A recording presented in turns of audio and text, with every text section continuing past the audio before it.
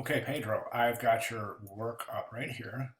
Here's your flipping foods, Fred. And I think compositionally, I think it looks good. I do. I think that everything looks good. You got some nice movement here. It's an interesting, I mean, even though he's looking right into the camera, which is probably not the most optimal situation to design an interesting narrative, it's okay. I think it's okay. I think he's got a pretty good pose. I mean, you added some movement in the arms, and as you can see, that just adds a tremendous amount of interest. So the more movement in the caricature, I think the more interesting it's going to be. A couple of things I want to draw your attention to, specifically over here in your layers panel. If we take a look at a lot of the things that you've done in your layers panel, you've got a lot of things here, a lot of layers that need to be deleted.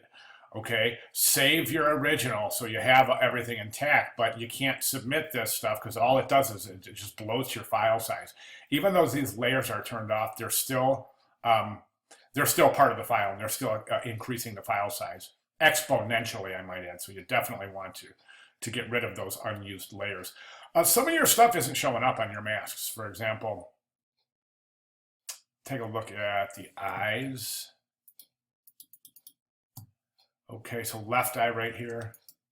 Oh, okay, that is showing up. What is that right down here? The arm copies are, okay, left leg. Let's take a look at left leg right here. Okay, so that's come in with no background. There's no mask there. Right leg. I can see that little tiny mask. Okay, I see what you did. You got the little itty bitty mask. Now remember, these things are supposed to come in with their backgrounds, but that's okay.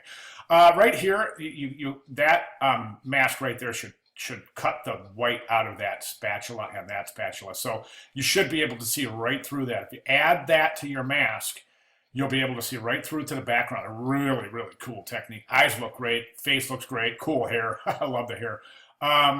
The sandwich, I think, oh, it was the head that came in without a mask, the French fries. I had mentioned that last week. So if you want to fix that and get a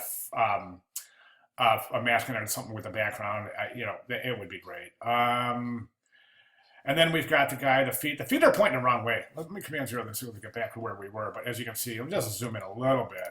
Whoops. And we can see that based on the perspective of the creature, the feet are pointing sideways where they should be coming out like this towards the viewer, right? Because it looks like his legs are kind of broken sideways. So, okay, next, the type looks good, and you've got the image clipped in a type, which is fantastic. So good job there. I just want to try something here. Oh, it's pop. Awesome. That's what I thought it was. That's cool. I like that. I like that. Good job.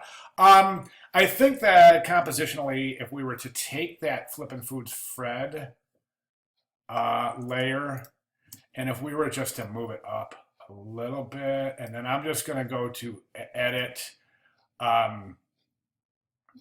transform, and I'm going to go to rotate, and we're just going to take that guy, and we're just going to rotate him up a little bit, get him a little bit up there somewhere where towards the top of the composition where it'll be more interesting.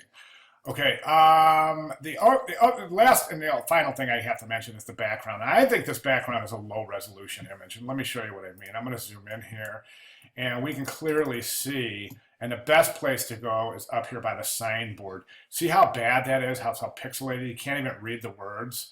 And look how over here, all the pixel damage. And look how crystal clear these high-res images are. And then look how blurry these low-res images are. So you're going to have to replace that background image. And when you do, I would recommend, right now you've got this. I pulled the background image out and I started a new 8x10. But if you take a look, if I'm just going to grab that, and you can see that bounding box. I mean, this thing is huge. So it's definitely, it's just hogging up a lot of memory. It's bloating your file size exponentially, I might say, as I said before. So what you want to do in this situation is make sure you crop that image as close to the 8x10 as possible, so you don't have all that extra weight on there. Okay, so again, I would select a different background, something higher quality, and definitely crop it to fit the 8x10 so you don't have this giant background here to work with. Okay, and I think that is all I have. Yeah, that's all I have. If you have any questions, comments, or anything else, please feel free to get with me and I'll be glad to clarify. Okay, good job. Thank you very much.